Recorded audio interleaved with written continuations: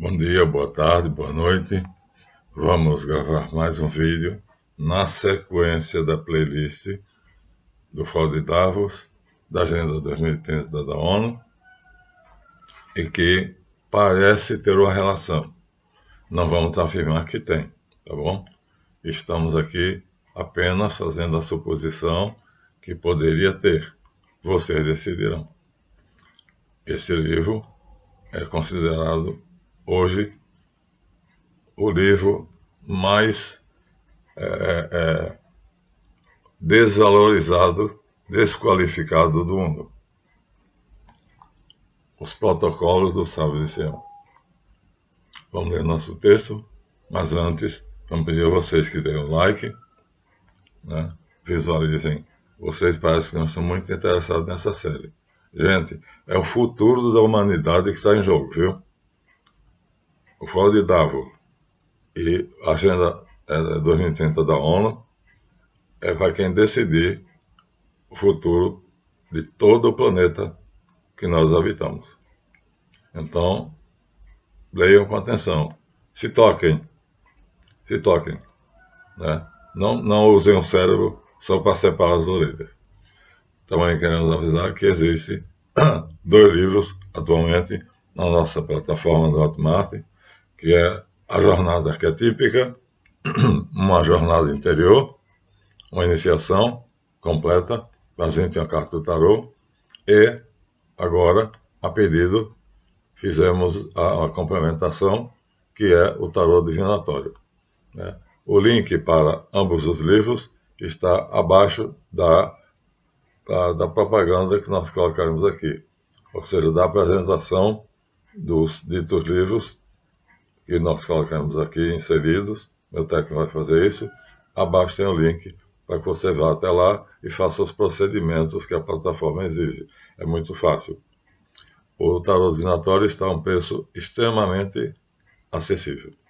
A jornada arquetípica não é tão barato porque custaram 25 anos de estudo. Então, feito isso, vamos começar o nosso texto.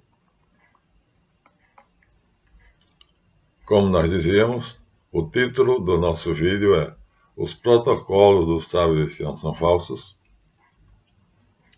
Não existe, disse eu, repito, nenhum livro mais desacreditado hoje do que este que está aqui.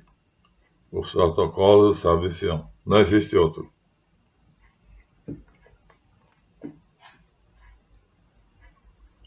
Qualquer intelectual bem informado e bem formado vai dar uma risada na sua cara se você ousar falar sobre os protocolos do Sábio de Sião.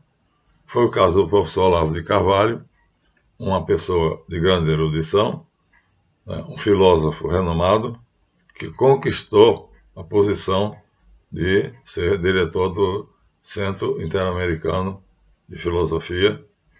Então, não é uma opinião desprezível. Ele disse que, na sua impiedosa retórica, que os protocolos são a maior manifestação antissemita de todos os tempos. Exatamente aquilo que todo mundo pensa.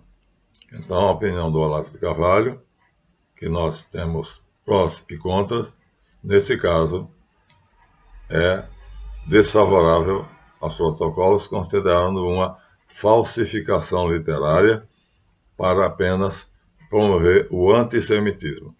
De todos os tempos, ele diz. Então, temos que fazer uma pergunta. Haverá alguma prova incontestável da veracidade dos protocolos? Isso é totalmente necessário. Se todo mundo diz que é falso, aqui nós temos alguns livros para mostrar, a resposta vai ser dada aqui. Falsos ou verdadeiros? Não temos opinião feita. Até porque foi a juízo no Supremo Tribunal de Berna, na Suprema Corte de Berna, e não saiu nenhuma sentença. Mas, a princípio, a Enciclopédia do Holocausto, editada pelo Estado de Israel, sob o título Cronologia dos Protocolos, traz a seguinte apresentação do professor Nilus. Sergei Nilus, místico antissemita russo, incluiu o texto dos protocolos como um apêndice ao seu livro Os Grandes e os Pequenos. Então, apenas uma coisinha sem importância. E subtítulo: A vinda do anticristo e o domínio de Satã na Terra. Então, Nilus apresenta os protocolos como sendo algo místico, a vinda do anticristo e o domínio de Satanás na Terra, como apêndice apenas, portanto, como um adendo ao livro que ele considerava o principal, que hoje ninguém conhece, que é chamado Os Grandes e os Pequenos.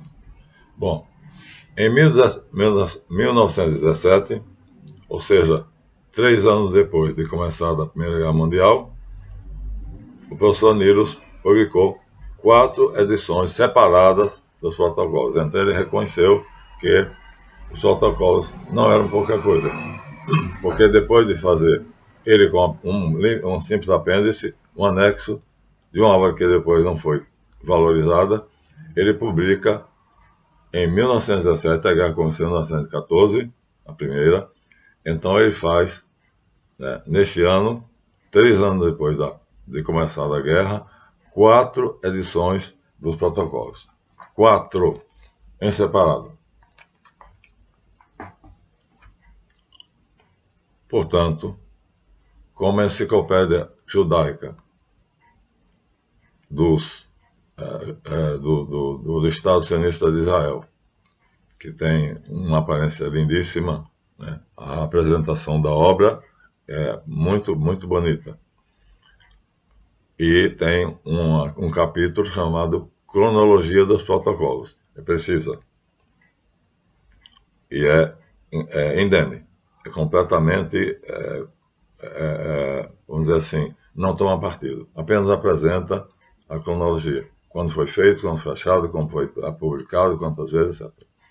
Então, ficamos assim com 2 opiniões bem abalizadas: a Enciclopédia do Holocausto, que é uma obra do Estado Judeu de Israel, e a pontifícia declaração do professor Olavo de Carvalho, dizendo que, ou pelo menos sugerindo, que é apenas uma obra literária para estudo histórico, pode ter um valor histórico, porque teve um impacto muito grande aqui, graças ao nosso Gustavo Barroso, que era um dos próceres da nossa Academia Brasileira de Letras.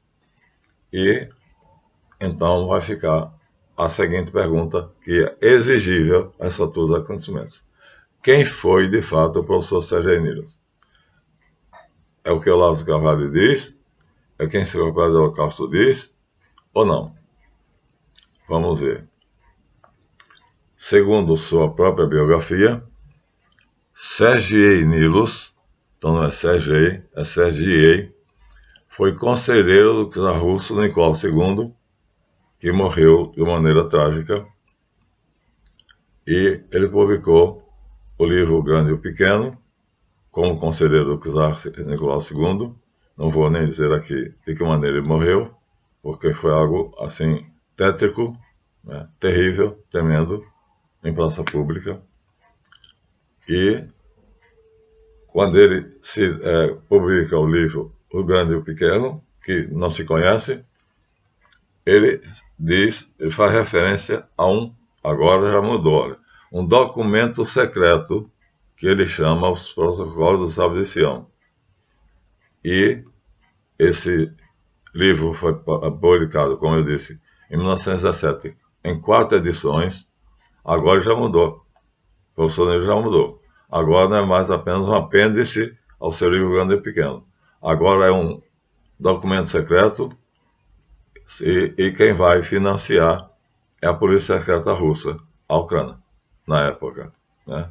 Depois vai passar a ser a KGB. E hoje já mudou de nome, mas eu continuo chamando KGB.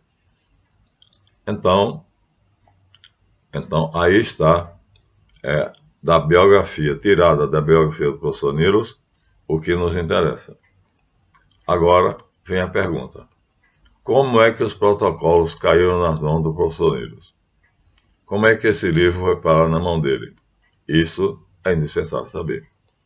Não caiu do céu, né? Ele não achou na rua. Ele mesmo nos diz. Ele nos diz uma edição especialíssima, raríssima, que eu tenho. Vamos voltar à nossa câmera. Essa é a edição chamada Princeps em italiano, em espanhol. É a edição Princeps italiana, mas é em espanhol, tá? Princeps quer dizer, foi a primeira edição italiana do livro. A primeira, a Princeps, está escrita em espanhol, e aqui o professor Nilos, vamos pegar a página onde ele diz, o livro está caindo aos pedaços, então, mas aqui nós temos, vou mostrar a vocês, está na página 13. Tem que ter tomado cuidado, minha gente, isso aqui é uma preciosidade, tá? Vocês não vão conseguir hoje isso de jeito nenhum. Então está aqui na página 13, o próprio professor Nilos dizendo como foi que foi parar nas mãos dele os protocolos. O título que traz na publicação é Introdução do professor Sergei Nilos aos protocolos, no ano de 1905. Ou seja, em 1905, ele faz uma introdução aos protocolos, já considerando um livro secreto, um plano secreto, ou seja, mudou completamente a opinião, e um simples apêndice sem importância passa a ser o principal, e vamos voltar ao texto, porque aqui está mais coisa do que nos interessa. Então vamos lá, vamos ao nosso texto. Ele diz: um amigo pessoal que pertencia à polícia russa, portanto à Ucrânia, já falecido, me entregou um manuscrito. Manuscrito quer dizer escrito à própria mão.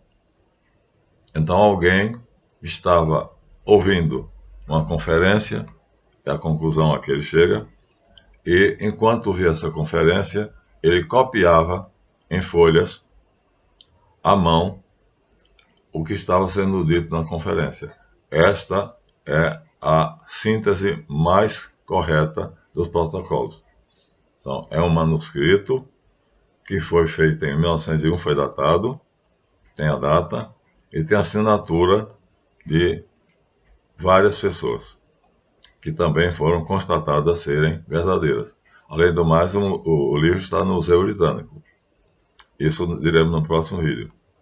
Tem um número, ou seja, está catalogado, você pode ir lá e vai encontrar o original. O original. Portanto, o manuscrito original está no Museu Britânico. Ele diz, por ser uma alta patente da polícia secreta russa, ele me pediu para não dar o nome dele, deixá-lo no anonimato, pois isso traria problemas para ele, seria talvez motivo de ser julgado no julgamento militar. Mas me deu absoluta garantia de que aqueles papéis eram a tradução fiel dos originais, ou seja, já não estava na língua original. Aqui não vamos dizer qual é a língua original, não estava no original. Mas ele disse, os papéis originais são verdadeiros, portanto, é um relatório de uma conferência e eu te garanto que o que eu estou te dando aqui é a tradução mais fiel possível. Acrescentou que uma mulher de vida livre, uma garota de programa, em uma noite de amor, com um homem de preto, usando um chapéu também preto, havia acordado tarde porque tinha abusado da troca do óleo, e quando ele acordou estava tarde. E ele se aprontou às pressas, e mesmo sem tomar banho, se botou a roupa e saiu correndo para um compromisso muito importante que é o que justifica ele ter saído de maneira tão intempestiva. Mas deixou sobre a cama uma maleta. Ou seja, na cama onde ele estava, ele deixou uma maleta. Vamos voltar à nossa câmera. Então, uma valise, uma maleta, aqui está o símbolo maçônico, porque na maleta tinha esse sinal. A maleta tinha esse sinal.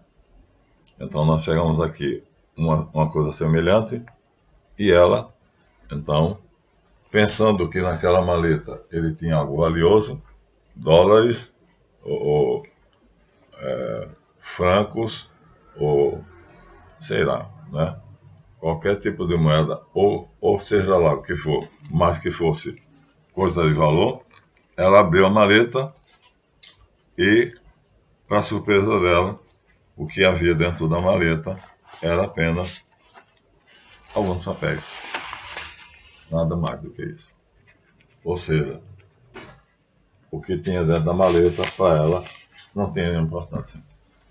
Mas, como está escrito, eram os originais, tá?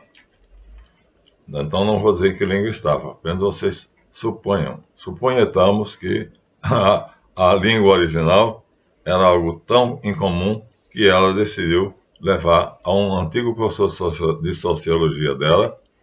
Antes dela se dedicar a ganhar dinheiro fácil, ela tentou ser socióloga.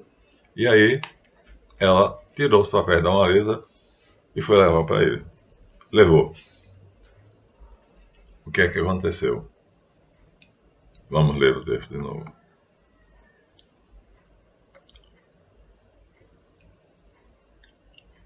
O professor, o ex-professor dela, disse que aqueles papéis tinham um valor incalculável. E ele é perito, ele era policial da Polícia Secreta Russa, alta patente, e disse que aquele documento valiosíssimo era de um poderoso chefe de alguma sociedade secreta que pretendia regenerar o mundo. Olha, esse foi o mote Illuminati. Então, a princípio, o alta patente, o policial da Ucrânia, achou que seria dos Illuminati, porque a função do Illuminati de Adam Weishaupt, o mote dele, a bandeira era regenerar o mundo. Mas, aqui, os papéis diziam que a sede da sociedade para onde ele ia agora às pressas era na França, enquanto que a sede dos Illuminati é na Baviera. Depois passa a ser em Munique e depois faz pelo todo. Mas a sede inicial é na Baviera, enquanto que aqui é na França. Logo, fica aqui, já temos aqui um grande problema. O mote é dos Illuminati, mas o centro da sociedade secreta é a França. Meu amigo leu o início dos manuscritos, desculpe, e pagou um grande preço imediatamente à pobre garota e garantiu a ela que daria a ela uma mesada para que ela não continuasse naquela vida, porque ela correria perigo. Ela teria que se esconder. Foi até o departamento de documentação da Polícia Secreta Russa e fez falsos documentos, ou seja, uma identidade falsa para ela e enviou para um lugar que somente ele e ela conhecia. E mensalmente mandava para ela uma mesada para que ela não precisasse mais ser garota do programa. Ele disse, não apareça mais. Se souberem do que aconteceu agora, essa noite, ou se essa pessoa que esteve com você à noite encontrar você, vai te matar. A sua vida está em risco. Ela aceitou, pegou as novas identidades e foi para onde só ele e ela sabiam. Bom, vamos dar um salto. muito tempo depois, alguns rapazes inexperientes na Suíça, que se consideravam estudantes de jornalismo, espalharam panfletos contendo páginas de manuscrito. Pegaram o manuscrito e saíram espalhando. Copiaram. Não tem nada disso aqui já. Não tinha desenho nenhum. Só o manuscrito. Aqui, mas tudo tem desenho. Eu vou apenas dizer, pegaram o manuscrito e saíram espalhando, né, por aí. Ou seja, panfletaram as principais cidades suíças com os papéis, os manuscritos, que já eram cópias. Espalharam, tornando assim o assunto conhecido. Então, eles selecionaram algumas partes que eles acharam mais interessantes e espalharam, panfletaram. Pegaram em postes, em muros. Imediatamente, os rabinos da Suécia, de Estocolmo, viram os panfletos e imediatamente acionaram a lei suíça no seu artigo 14, que proíbe. Vejam bem, o artigo 14 da lei suíça proíbe literatura imunda e obscena. Ora, os protocolos são sobre política internacional. Agora, está claro que aqui houve uma tergiversação, ou seja, alguém fez um movimento falso. Então, Olavo de Carvalho não viu isso, né? Então, porque a lei era para julgar literatura imoral, imunda, obscena. Mas os protocolos têm um conteúdo que é política internacional. Logo, não cabia o julgamento ali, naquela instância da Corte Internacional, né, de Berna. O assunto era política. E aquele departamento é para julgar moral, problemas morais. Mas começava assim em começos de outubro, aliás, em fim de outubro de 1934, o célebre processo de Berna, no qual se deveria esclarecer a autenticidade do protocolo. Ou seja, o juiz aceitou, é estranho, porque a lei, a autoridade dele era apenas sobre literatura obscena, mas ele aceitou dar uma sentença sobre um assunto que era política internacional.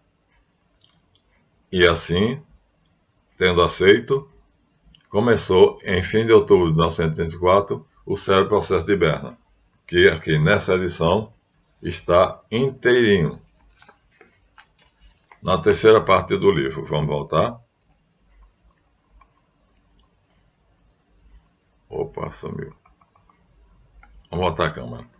Nesta edição aqui, que é fácil de encontrar, está vendo em qualquer livraria. Hoje ninguém dá importância, aqui é lixo, não vale mais nada. Mas aqui está inteirinho, né? Ó, na terceira parte, marquei aqui, o grande processo de Berna sobre a autenticidade dos protocolos e foram colocados aqui pelo emérito erudito, membro da Academia Brasileira de Letras, Gustavo Barroso. O homem não era qualquer um.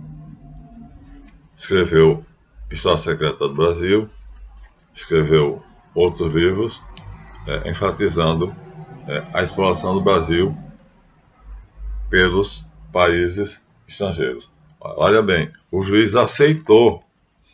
O assunto era política internacional e a instância dele julgava a literatura imoral e obscena. Ele aceitou. Coisa estranha. Continuamos agora, voltamos lá. Então, uma vez que ele aceitou, quem assinou, portanto, o processo, ou quem se responsabilizou pelo processo, foi o judeu sionista de Londres, o chefe do sionismo de Londres, chamado Chaim Weizmann, que assumiu o comando da batalha judicial em Berna contra os estudantes de jornalismo, os 11 rapazes, 11 ou 15. Mas, quando algumas pessoas que conheciam eles eram muito conhecidos, porque faziam artigos em jornais da Suíça. Quando conheceram que um homem tão famoso e tão poderoso como Chaim Weizmann estava assinando, né, uma petição para o julgamento de um livro, saber se é autêntico ou não, então percebeu-se que o assunto era sério. E a Comissão Internacional de Pessoas Religiosas foi criada para nomear peritos que deveriam dar o laudo dos documentos, favorável ou desfavorável. Então, aí, os rapazes não tinham dinheiro para fazer face a Chaim Weizmann. Então, como eles não tinham bala na agulha, então, pessoas ricas viram que o assunto era de grande interesse e se reuniram e financiaram o processo, que era contra os rapazes, mas eles estavam agora tendo as costas largas, recebendo dinheiro e opiniões, ajuda judicial de outros advogados. Muito bem, então 2 peritos foram nomeados. Um deles é Losley e o do outro era o tenente-coronel Fleischhauer, da polícia de Berna. Não confunda da Rússia, né? Quem deu os protocolos aos Rossonilos é da polícia, é da Ucrânia, a polícia secreta russa. Aqui não. O tenente-coronel Fleischhauer é da polícia secreta, da polícia normal, da Suíça. Então não confunda. Então Losley é um perito e o outro perito é Fleischhauer. Mas aí acontece uma coisa a mais. É inserido no processo, os litigantes têm esse direito, inserir um dado novo, se há um dado novo, então, uma determinada princesa de moral duvidosa foi entre 36 testemunhas, só ela foi escolhida. Olha, os judeus apresentaram 36 testemunhas para provar a falsidade dos protocolos. Acontece que somente essa princesa, que eu vou dar o nome dela no próximo vídeo, a reputação dela é completamente desfavorável. Então, o mais instigado dos jovens, o mais, vamos dizer assim, como é que eu vou dizer, aquele mais ativo, apresentou uma queixa contra a testemunha, acusando-a de falso testemunho, que o que ela tinha dito sobre o protocolo não era verdade. E essa acusação, então, é acrescentada ao processo. O processo era político. Agora, de 3 testemunhas, 36 testemunhas, só uma foi ouvida. E essa única tinha um currículo que faria vergonha a qualquer mulher. Então, agora temos 2 coisas. A declaração dos 2 peritos divergia. E há uma inserção de uma, vamos dizer assim, exigência de um dos jornalistas chamado Silvio Schnell de que a testemunha mentiu. E ele apresenta o currículo dela. Ele apresenta o currículo dela. Aí o assunto sai, né, da corte de Berna para subir para a corte de apelação. Porque Schnell, então, apela para que aquela testemunha seja anulada. Portanto, saiu do juiz inicial, que não tinha, se declarou incapaz, incompetente para fazer isso, para vamos dizer assim, um tribunal mais poderoso, portanto, maior, chamada Corte de Apelação, devido à inserção feita por Chinel. Só ela poderia dar sentença final, até porque havia partes do processo que só a Corte de Apelação e o juiz do Tribunal de Berna conheciam. Ou seja, o conteúdo total dos protocolos não era conhecido de todos. No final das contas, a sentença final que a Corte de Apelação deveria dar foi marcada para o dia 29 de abril de 1985. Portanto, a Corte de Apelação deveria dar ao parecer favorável à testemunha, dizendo que ela tinha falado a verdade, ou anular a testemunha, o que ela tinha dito, as declarações dela, mas, ao invés disso, a Corte de Apelação, esse tribunal que tem um poder enorme e um prestígio muito grande, declarou a sessão final, não fez no dia 29 de abril, e fez um documento adiando a sessão até que a denúncia de Chinel fosse apurada. Olha, ele apresentou a biografia da testemunha. Então era só verificar se aqueles dados que ele apresentou é verdadeiro ou não.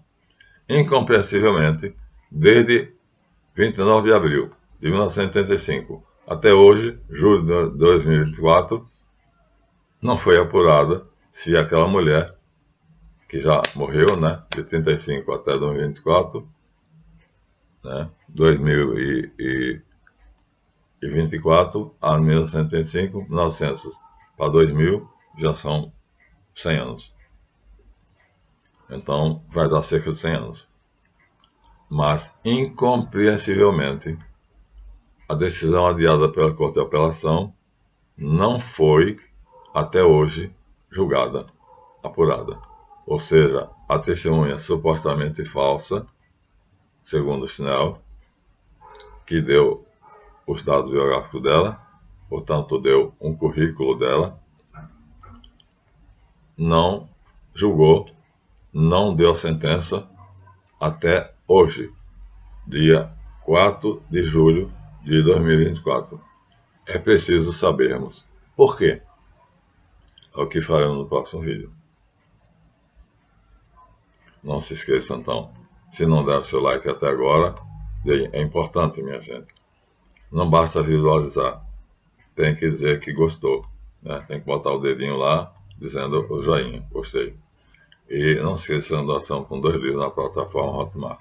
E que abaixo da nossa propaganda, né, do nosso marketing dos 2 livros, né, todos os 2 sobre tarô, que é a minha maior especialidade, né, eu duvido bastante que haja outra pessoa que tenha um conhecimento do tarô que eu tenho. Tive uma discussão com um francês amigo meu, chamado Ramon Nedar, e nessa discussão por e-mails, ele parou de escrever para mim. Era meu correspondente na França. E eu traduzia os artigos dele e publicava no meu Facebook. Ele ficou com tanta raiva porque eu disse que ele não entendia nada do tarô comparado com o que eu sabia. E ele tem uma editora e ele escreveu 3 livros sobre o tarô. Eu li, ele mandou para mim, gratuitamente. Eu li e disse: você não sabe nada sobre tarô. Vamos fazer um vídeo, né, que vai falar somente sobre a origem do tarô, o que é o tarô. Mas isso ficará depois. Então, minha gente, o que finalizamos aqui, vamos voltar a câmera, é por que é que o Tribunal de Apelação marcou para uma data, 29 de abril. O processo começou em abril e então a Corte de Apelação agiu rápido, o Tribunal de Berna agiu rápido, mas a sentença não foi dada. Até hoje, então, não se tem nenhuma nenhum julgamento, a não ser panfletos. Isso aqui é de um judeu chamado Anatol Rosenfeld, e o título é